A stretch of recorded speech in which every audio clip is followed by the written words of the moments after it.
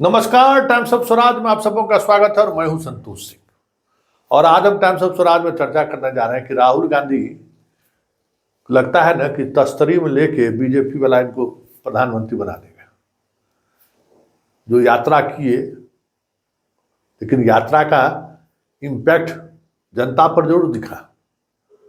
और आज कांग्रेस पार्टी की चर्चा पूरे देश में हो रही है, लेकिन राहुल के पार्टी पर उसका असर लगता है नहीं पड़ा है।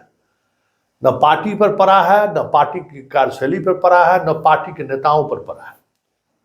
और यही समस्या है कि राहुल अब चाह रहे हैं कि राहुल भी उसी में मग्न है। पता नहीं कि बताइए, बिहार में सब कुछ हो चुका है, अभी भी इनका 6 गो सीट का कौन लड़ेगा आज घोषणा नहीं हुआ। अभी दिल्ली बात हो रही थी तो बोला गया कि कल सीईसी का बैठक नहीं होगा। तो कहा है भाई, तो कल रविवार है ना, तो रविवार है, ये चुनाव के दौरान जो है रविवार है, लोग सोमवार देखता है। तो नहीं, कांग्रेस की परंपरा रही है कि रविवार को बैठक नहीं होती। अब बताइए, चले हैं मोदी से लड़ने के लिए, समझ गए ना, मोदी से लड़ने चले, दिन देखेंगे, रविवार को छुट्टी मनाएंगे, घर सब लोग अपने आशियाना में रहेंगे, एकदम एसी के अंदर में रहेंगे। ऐसा भी होता है, बताइए। तो 6 सीट पर अब आप घोषणा भी कर दीजिएगा तो उसके पास कितना दिन बचेगा प्रचार करने के लिए। उस जो जिसको लड़ना है वो सब लोग मैदान में है, 1 सप्ताह 10 दिन से प्रचार कर रहा है। जदयू और बीजेपी का कब उम्मीदवारों की घोषणा होगी, समझ जाइए, तब से वो लोग मैदान में है। और अब नॉमिनेशन की प्रक्रिया शुरू हो रही है 3rd फेज में, और इनके पास अभी तक उम्मीदवार तय नहीं कर पाए हैं।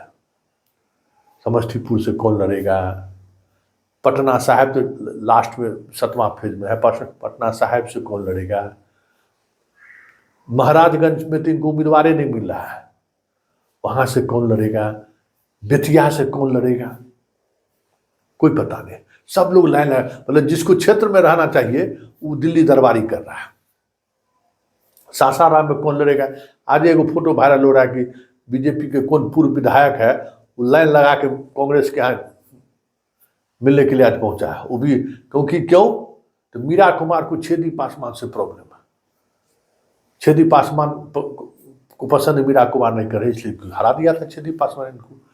तो इस तरीके से पसंद और नापसंदगी का ख्याल अगर कांग्रेस में होगा तो कौन बचाएगा कांग्रेस को, है बताइए। अभी प्रचार अभियान तेज है, इनका 1st फेज का उम्मीदवार का चुनाव प्रचार कैंपेन अब खत्म होने वाला है, मतलब 2nd फेज से इनका उम्मीदवार है। 1st फेज में राजद का ही उम्मीदवार है ना, दिखना चाहिए ना कि कांग्रेस भी प्रदेश अध्यक्ष घूम रहे हैं, उनके कॉन्स्टिट्यूंसी में जा रहे हैं, उनके लिए प्रचार प्रसार कुछ नहीं।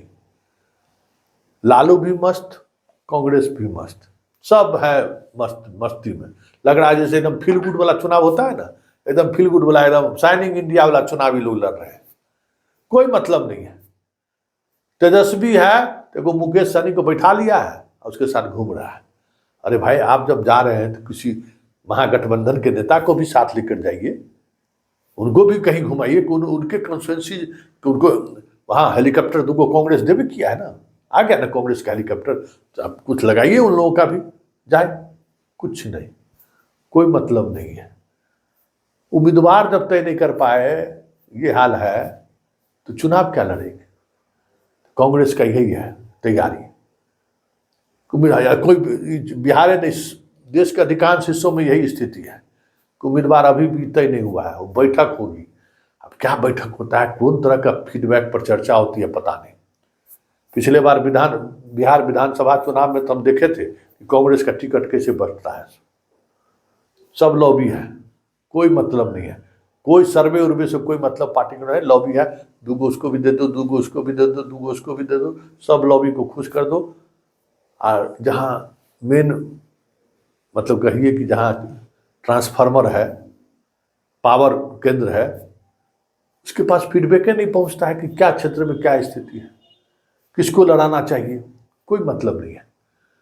अपने धुन में जिए जा रहे हैं। तो मोदी हटेगा, मोदी के बाद जोगी होगा, जोगी के बाद अमित शाह आएगा। तस्तरी में कांग्रेसियत थोड़ा नहीं मिलने वाला है जब तक तू लोग रोड पर नहीं उतरेगा राहुल गांधी की तरह। ये जो बैठ के जो तू लोग नौटंकी करता है ना, अरे बाप, एकदम कीच झाड़ के उससे सरकार, उससे मोदी नहीं परास्त होने वाला है।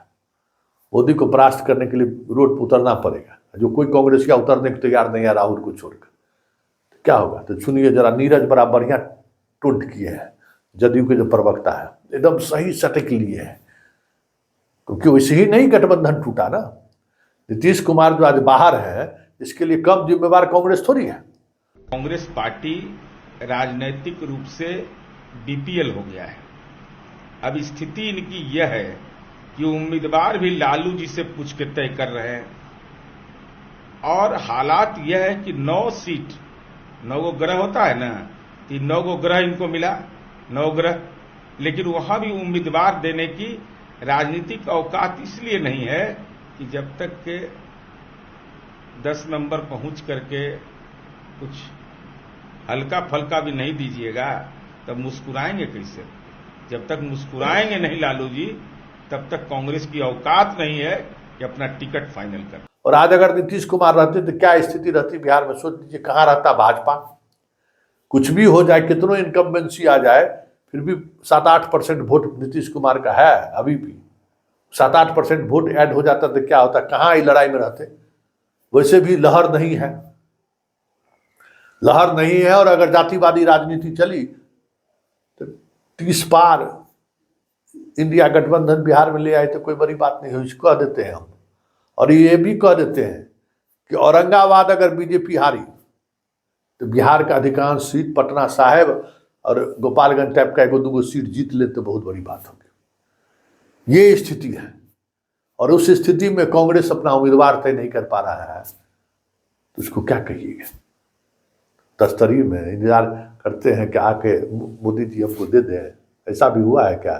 लेकिन हाँ, हुआ है। इस देश में पहले ऐसे ही होते रहा है कि भाई विपक्ष को लोग वोट देता था, सरकार ठीक से नहीं चला पाता था, फिर हार के कांग्रेस को वोट देता था।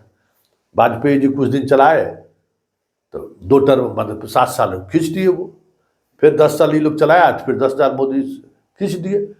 इस इंतजार में बैठल है कि कुछ हो तो हम जो है सो खेला आ जाएगा गद्दी।